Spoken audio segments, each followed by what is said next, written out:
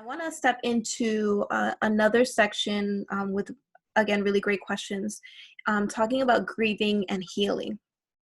And I think we touched a little bit about this earlier, just about how people are, the reality is like we've all lost something.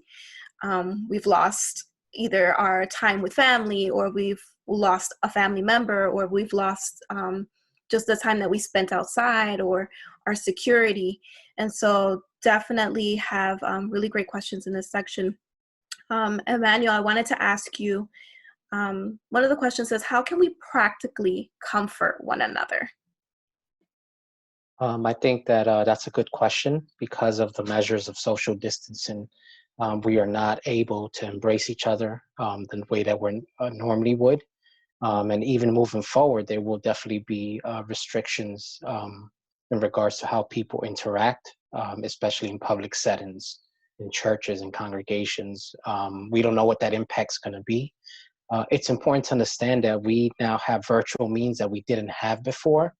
And that's going to require a lot of us to engage and in tools that we normally probably wouldn't have, especially for those who are a little bit older and don't know how to work some of the new technologies. It's going to be upon us, the younger generation, to help them to navigate this. One of the things that we can do to support one another is through Zoom. Right? There's a lot of people who are connecting, right? And if you say, you know what, I don't have no Zoom group that I participate in, create one. It doesn't have to be something related to a church or a religious organization. It could be something, you guys talk about a book or a movie. It could be just something practical. And for many, there are people who are involved in a men's group in church. There's people who are involved with, I've heard of families having Zoom meetings once a week. So if you don't have that in your family, start organizing that, because you can actually start to connect. And guess what? Through Zoom, you can still feel a sense of support. Having that, even just that face-to-face interaction, being able to hear their voice, being able to see them on a screen. I know it's different and it takes a little, getting accustomed to, but it is something that really is a means, right? Being able to text one another, right? Just shoot a text. Hey, how you doing? I just want to check in. And sometimes it might even be, if family's struggling, send them some groceries, right? So, there are some practical things that we can do. Send them a card, send them something, leave something at their doorstep, right? That they can engage in and stay busy, to not really focus on those moments of anxiety and focus on those moments of isolation. More often. And just one thing to quickly add, that there are companies that are offering reduced services, like for internet connection. Some are offering it free. So if you don't know about that, connect with somebody that can help you. I'm sure there's people that will be willing to pay for it for you for a time, right? Just to be able to connect with you. I'm sure that there's something that can be organized, especially in a church community or even in a community of seniors. If you feel in your heart to pay for that service for them, to buy them the device. I think that that's also a practical way to help them to connect if they don't have the means, because that's a reality. There are people that don't have laptops. There are people that don't have smartphones, right? And the older generation, those that are in the lower socioeconomic status, right? But those are practical ways that if we know of people that don't have access to technology, we can lend them something or even, buy it for them, Yeah, absolutely. Haiti, I wanted to pose this question to you. It says, I'm not a frontline worker and not in a position to support financially. It says, I've been praying and fasting, but I wonder if that's enough. And I'm reading between the lines, I'm sure, a little bit, but I think now sometimes when people are praying really hard for someone to be healed, for this to pass, and it's been a month and some days and nothing has happened, or people have passed on, it starts to feel like, is my prayer and fasting even doing anything? Is my prayer reaching beyond the ceiling? I believe that there can be a sense of feelings of helplessness right now and like hopelessness. But I just want to encourage that person or anyone else who may be feeling helpless at this time, in terms of providing support, and not necessarily in a financial way. But the Bible says that the prayers of the righteous are effective, availeth much. So be encouraged that your prayers, the Lord is hearing your prayers. And as Manny was sharing, right now, even if we can't provide for someone financially, emotional support is so important. So, reaching out, calling someone, sending them a text, reaching out through social media, and just letting someone know, hey, I'm here. However I can be of support, or even if it's to provide a listening ear, as Pastor Victor mentioned. So yeah, definitely be encouraged that your prayers, God is hearing your prayers and receiving them, and he will answer in his will in his time. Sarah, I wanted to pose this question to you. This person says, I am a frontline worker, and I'm struggling to cope with anxiety arising from witnessing so much death. Any advice or strategies would be helpful as I continue to encounter death on a daily basis? That's a great question. Well, to this person who asked the question first, you just like my other brothers and sisters here in the panel have mentioned, if you're a frontline worker, thank you. Thank you for your bravery, your courage. You're going out there every day and helping other people. And what you're dealing with is difficult. And it's something that, the world has never faced like this before. I can imagine it takes a toll on you, and you come home and you have all of these emotions. So I would invite you that before you even leave your home for the day, that you would try to take some time to just connect with God, recharge in his presence. But when you come home, unwind. Don't let those emotions just sit there and get back to work, back to your home duties, like if nothing happened, because what you're dealing with is really difficult and it's heavy. So I would encourage you that if you need to come home and unwind by yourself and just say, hey guys, you come home, you say hi to your family, you just be in a room by yourself and you just pour out your heart to God and you surrender those thoughts, those emotions that you were dealing with in that particular day. I think that would really help you. And I know that we can sometimes feel like, I don't know how I'm going to handle this. This is so much that I'm getting hit with. But let's remember what God says, that his power is made perfect in our weakness. And so it's in this moment that we have to understand that we're not going to get through this on our own strength, on our own power, but we're going to need him. And we need to just give this to him and say, Lord, I'm going to take my thoughts captive to the obedience of Christ. I declare that I have the mind of Christ. And also ask people who that can intercede for you to cover you in prayer, to stand in the gap for you. You're out there every day, and this could be a great time for you to have covering by friends and family in prayer so that you feel supported, because there may be times that you might not have strength to pray because of all of the grief that you're going through by yourself or as a family, and the prayers of other people are going to help you to move forward, to push through. And just like it was mentioned before, I think some practical ways that you could, release anxiety after a heavy day of work could be journaling, like it was mentioned, journaling, reading, listening to music. If you're a musician, make some music, exercise, watch a movie, do something that you love, and remember to mourn healthily and allow yourself to process those emotions. Don't push them to the bottom. God has you, and he promises his presence in times of difficulty. So be with him and allow those emotions to flow and allow God to just continue in that healing process. I can't imagine what that would be like, to embrace death on a daily, to watch it happen before your eyes. And so, yeah, I know that it's been challenging for those who have been on the front line, and just unimaginable for someone who embraces death that often. And I think what you said was so important. Like, sometimes you just really need to take the time to acknowledge that something has happened, because it's so easy to just jump from one thing, see somebody die, and then move. It's busy. You have to move on to the next thing and run around. So I think even if you can't do it during, but at the end of the day, being able to take some time to acknowledge what has happened and process your own emotions and do something to mourn it in a healthy way is definitely the step that needs to be taken. Emmanuel, I wanted to ask you this question. It's a little heavy. It says, my father passed from COVID-19, and I've been managing my own grieving process while also noticing that my children are managing theirs for their grandfather. How do I help us both find closure when we weren't able to say goodbye and won't be able to have a funeral? It's a hard question. And I can say that there's so many factors here, right? When we experience a death, we have to understand that there's multiple losses, right? That could indicate a financial loss, right? If that person was a sole provider or contributor. We're talking about somebody that was instrumental in the family. What was the role of the grandfather with the children? What's the relationship like? Not only are they losing a grandfather, but they're losing a father, a spouse. Um, so there's multiple losses that are being experienced that sometimes we don't recognize at first, because we just initially recognize the biggest one, which is death.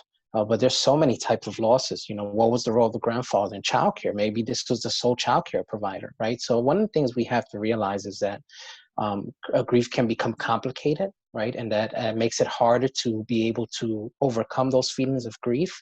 For this mother, this father, this parent, one of the things is that they have to model for their children appropriate ways to grieve, right? It's okay to cry and break down. It's okay, sit the children down. Again, with children is difficult because every child grieves different. It also depends on their age, their gender, their developmental level, their level of awareness. And that's really going to determine how they grieve, right? Preschoolers have very magical thinking. That's why when parents talk to their children about death, don't use euphemisms. Don't say they just went to sleep, because what that could happen is the children may take that literal and say, oh my God, I don't want to go to sleep. That might happen to me, right? So I think it's important, because there's this taboo around death. We don't like to talk about death, right? Even talking about life insurance is like, oh, I don't want to even talk about that. It's almost like if we talk about death, we're going to bring it upon ourselves, right? The reality is that children, even infants, are aware of death, right? Even though they're pre-verbal or non-verbal, right? They know that there's changes to routine, so they can start to identify that something has gone on, even if they can't verbalize it. And obviously, teenagers, right? They respond to grief in different ways. So one of the things for parents is to really, if they have young children with grief, is to try to stick to routines, right? Try to have those routines to return a sense of normalcy back to the family, right? It's going to be important for the mother herself to deal with these feelings, and right now it might be important for them, depending on the level of loss and how everyone is reacting. They may need to do family therapy for grief, right? To kind of process this together. And I know it's a little bit hard now because obviously we can't see therapists face to face. There's a lot of therapists that are not seeing patients. There are some that are, but it's important that you reach out. If you feel that it's gone beyond a normal grief reaction, right? If we're seeing some behavioral issues in the children, if they're teenagers, right? If we find that we're having a difficult time, even for us managing the grief, that we reach out to others, right? There's a lot of resources that we can look to. There's support groups from National Alliance of Mental Illness. They have actually 30 support groups, and we'll be posting the number there. There's also a support group online called Turn to Me, which can help with dealing with the grief. For those of you dealing with anxiety and depression, there's the ADAA.org, which is the Anxiety and Depression Association of America, which has some resources. And to understand that, grief takes time, right? We cannot expect children to just pour out their heart in one instant. It's not going to happen like that, because every child, every adult, every person deals with loss differently. So we have to be patient with children. We need to sit them down. We need to talk to them. But I think that part of how we can have a healthy response to loss is that we as parents model appropriate ways to respond to stress. Sit down and talk to them. And one of the ways that you can start healing, and I know it's a long answer because it's a very multifaceted question, is to have a ritual, right? Sit down and talk about what's your favorite memory about your grandfather, right? Have a service. I know that we're not able to go to actual funeral, but do a Zoom session where, or a phone session where you can all kind of check in with the family and everybody can share a story, right? Many children also will benefit from having a transitional object, right? This is something that pediatrician Donald Winnicott spoke about, right? Have a picture that they can carry around of their grandfather if they're school-age children, right? Or anything that reminds, maybe his favorite cap, his mug, one of the family members can now use as a way to honor him. You know, so there's a lot of things that you can do. Obviously, joining the support group, self-care is going to be really important. You know, when we talk about grief, there are stages like denial, anger, depression, bargain, and acceptance, which Victor had alluded to earlier, right? And it's important to understand that not everyone is going to go through it in a linear fashion, right? That you can cycle back and forth, that people can be angry and may not be sad, but that doesn't mean that they're not grieving. So it's really important that you understand your child, how they respond to any type of loss, so that you can be there to support them. And like everyone has been talking about, how you can listen to them, right? Because sometimes people just want to listen here. They just want to be able to get things off their chest. And I think that that's really important when we talk about grief. I just want to say, I mean, and Manny hit everything that on. And just to emphasize, grieving, I always tell people who are going through grieving, it will play out the way it plays out in your life. There is no specific time. It could play out, you might go through the process in 6 months. It could be a year. It could be a year and a half. There's no time limit. I think that's so important to emphasize, especially under these conditions, because as you alluded before, some people saw the granddad go to the hospital and never saw granddad again. So under these circumstances, it becomes that much more difficult. And so we need to be understanding that under these circumstances, a loss is a loss no matter what. But even more now, so under what we're going through, it becomes more difficult to go through that grieving process.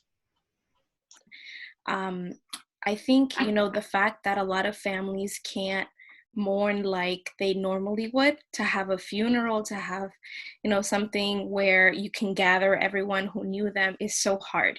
And so first, I want to acknowledge that. That's heartbreaking. You know, and I could imagine that as a parent, you know, the person asking this question, they want closure for their family and as well as, you know, for their kids.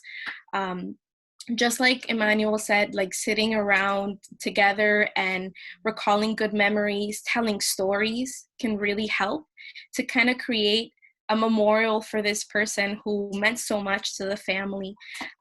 Even like, for example, designating a crying time, because I know that this is really hard, but, you know, sometimes you might say, I don't have time to grieve, but grieving is healthy and it's important for it to happen. So like designating a time to cry, to journal. Some things that I've heard have helped people is to write a letter. I know it's really hard to say goodbye, but maybe a step in the right direction to say goodbye would be to write a letter, and even ask your kids, depending on how old they are, if they want to write a letter to this loved one. And then when the time comes, if you feel led, you could all read the letters together and bond together, to be able to go through the healing process as a family, because that is so hard. So I am praying for this family. I don't know who they are, but I'm praying that they can find closure and that God would help them, especially in this difficult time. I want to just touch upon how to use the arts in grieving, you know, and acknowledge, yes, grieving is hard in general, but I think now it's so much different, and we have to remind ourselves it is okay for it to be different. And in regards to like the arts, you know, talking is great, definitely. You know, I definitely encourage that for the families, but I also encourage families to use the arts, use the music, right? So like you guys said, writing letters, drawing pictures. You know, it's important to honor, you know, our family members that, you know, there's a lot of loss, and it's important to acknowledge that. First of all, acknowledge that. And with kids, you know, grammar school kids, a lot of times talking, yes, it's great. It's definitely great. But I think it's important also, in order for healing to start occurring, to, you know, also engage the right side of the brain. And the right side of the brain is usually engaged through the creative process, right? So I know not everyone may have like the most fancy supplies, and it's okay. You know, sometimes just simply drawing, you know, pencil, grab a pencil, grab a piece of paper, a favorite, you know, favorite family activity, you know, what the person loved the most about that family member, how the child feels now, how the family feels now. And with that, I like to do this activity where you draw a heart, a big heart to almost fill up the paper, And then you grab like a couple of crayons, and each crayon you label an emotion for that crayon, and then you color in the heart. So like you could use, let's say, sadness, blue for sadness. I love the movie Inside Out, Disney. It's so good, you know. It's so educational. And I actually talking about that movie, encourage families to watch it now. Watch it with your kids, watch it with your teenagers, even adults. I can't wait to watch that movie. Because it reminds us that emotions are they're valid. You know, and there's a neural part to it, you know. And so you color in that heart, and if the entire heart is blue for sadness, it's okay. And then you can have the conversation. Okay, what is causing the sadness? What can we do to cope with the sadness? And it's, you know, and your heart may be full of different colors, and that's okay too. Because, you know, I think this is such a, I mean, yeah, we're in a moment of grief, but I think it's such a great time, such an educational time for our kids, for our teenagers, for our family to grow, you know, in helping one another, understand themselves, understand more the family dynamic, connect more. Yeah. Just to kind of piggyback off what Leslie said, sometimes for kids specifically, it's really hard to understand the grieving process. It's hard to understand why we're feeling this overwhelming sense of sadness and even a heaviness. But there are, you know, creative outlets. Talk to your kids for sure. Let them express themselves how it is. I love that Sarah said to write a letter, because sometimes they don't get that closure of seeing the person leave. You know, and this is a time to say, you know, I love you. And it's kind of like sending them away, very metaphoric, but also very tangible at the same time. For me, what I know is music. That's my thing. That's my modality. And coming together as a family, and, you know, maybe you guys grew up in a Christian home, you know, singing those old corridos that, you know, their grandfather loved together. It's a way to preserve the memory, but it's also something that's beautiful because it's celebratory, celebrating their life. It's a hard process, and it's something that giving them something creative, something that's not so overwhelming with explanation, can sometimes be a good outlet for them as well. And singing together, listening to this music together allows you to just sit in it and to process it and to just let it be. And then being able to talk about it afterwards, giving them kind of a clarity, something more to continue to talk about, saying that made me feel like this.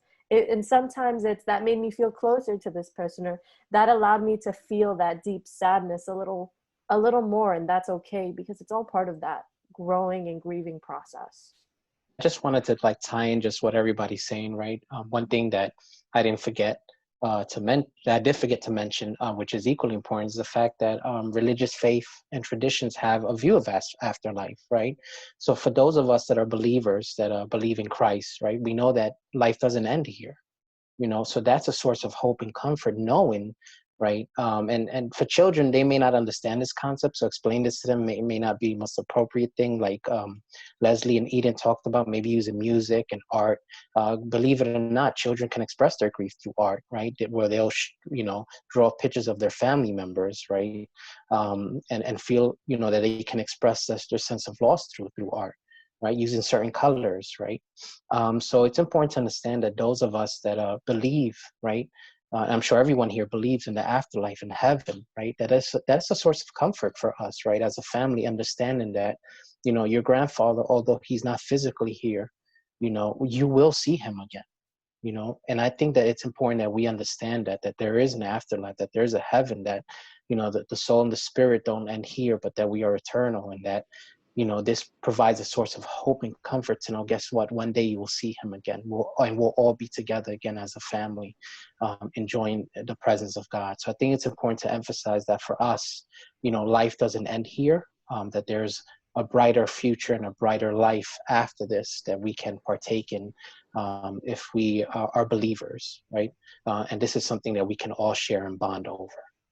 And that was a very complex question, just because there are so many layers to what happens when someone, you know, when they're experiencing a loss. It's just a lot of different things, a lot of different family members, and can be really challenging. And I think just embracing this fact that it's just going to be hard. It's hard as it is, even when things are not happening. And then to throw everything that's going on top of it just adds so many more layers. So I really appreciate everyone's responses for that. And Haiti, I wanted to ask you this next question. It says, I'm an introvert and I'm experiencing a different kind of loss during the season, perhaps that of my sanity. Everyone home and living in a small New York City apartment, there are few places and corners I can retreat to. How can I recharge my introvert battery without offending my family? Friend, I could totally relate as an introvert. But it's hard. It's hard, especially when you live in a big city. There isn't a whole lot of space where you can just have time to yourself. But I definitely encourage, journaling was something that was mentioned earlier, which is so useful in different capacities, but having a time and a space where you can express your feelings on paper, or as Eden and Leslie mentioned, through the creative arts. Taking a walk, take a 15-minute walk outside, and just recollect, be able to breathe and just be in nature. Obviously, making sure that you're doing, you're covering yourself with a mask and the gloves and all of that. And also, I would say it's important to communicate your needs. So take the time to express your needs to your family, and that, letting them know, like, I'm going to take 30 minutes to myself, or, I just, to process these things, I need a little bit of time to myself. It's not that I don't want to be with you, but that's what I need at the moment. So it's very helpful to communicate clearly what it is that you need for support in that time. Thank you. And actually, a very kind of sort of related question, so I'm going to pose it to you also. Someone shared that they're a school counselor. So many students are experiencing trauma and death, and aren't as willing to share through virtual interface, what's going on because of their family members being within earshot. And so she says, my students don't feel comfortable sharing. How can I support them through virtual means in a way that they feel safe, even though their family members may be just a very thin wall away? That's also complicated, again, with this limited space and privacy at times. I would encourage them to utilize creative means, again, to encourage the students either to write a poem describing, their feelings, or write a song, or I don't know, using, like, TikTok is one that's being used a lot now. So maybe even humor, trying to, like, express their feelings through humor. And if they can't verbalize or express it out loud, maybe like typing it, writing an email to one another might be also helpful. What Heidi said is spot on. I think it's so true, and that would be so helpful to use the creative means. I love what Leslie and Eden also mentioned about, drawing and music. And so to add on to what Heidi said, if some students don't feel like they know how to put things into words because they have so many things going on. So if you ask them, hey, draw me a picture of how you're feeling right now, like show that to me, or even, I'm thinking of like play therapy and how that helps certain students, where you can say, hey, can you, with your favorite toys, could you show me how you're feeling with right now? Like grab your action figures and in front of the camera, like give me an idea of what your emotions are today, or what's going through your mind, or just narrate something for me. And that can open the door to exploring more of what they're going through without like specifically having them sit in front of the camera and just tell you what's going on. And actually, while I have you, wanted to pose the next question to you. Someone said, whenever a family member or a friend tells me they're not feeling well, I already start to plan for the worst. I start to feel like I know they're gonna pass or die and I'll never see them again. And I feel myself mourning them before they've even gone to the doctor. How do I stop my mind from going there? That's a really great question. And actually, I feel that person, because for me, that is one of my biggest struggles, is worry. And, I think of the word worry in Spanish is preocupación, which means like preoccupying yourself with something before it actually happens. And for me, that's something that's real that I struggle with, so this question I feel like is really relevant to me. And when those thoughts come into your mind, sure, those are thoughts that you accept, that you think, what if, right? What if this happens? This could possibly happen. And you try to think of all the different possibilities. But normally with everything that's going on, because we hear negativity on social media, we hear negativity on the news, we hear negativity, just people around us that are losing family members, it could be really easy to just subscribe to negative assumptions of what could happen.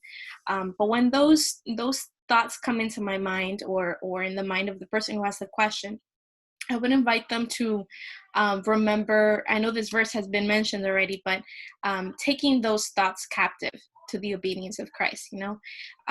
Nothing has happened yet, right, for this family member or the person who we know that has gone to the doctor or to the hospital. And God has the last word.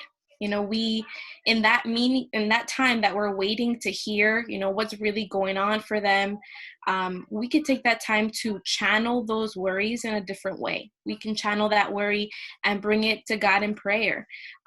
Like Eden said, you could use music, listen to a song that you feel that really helps you to release that worry.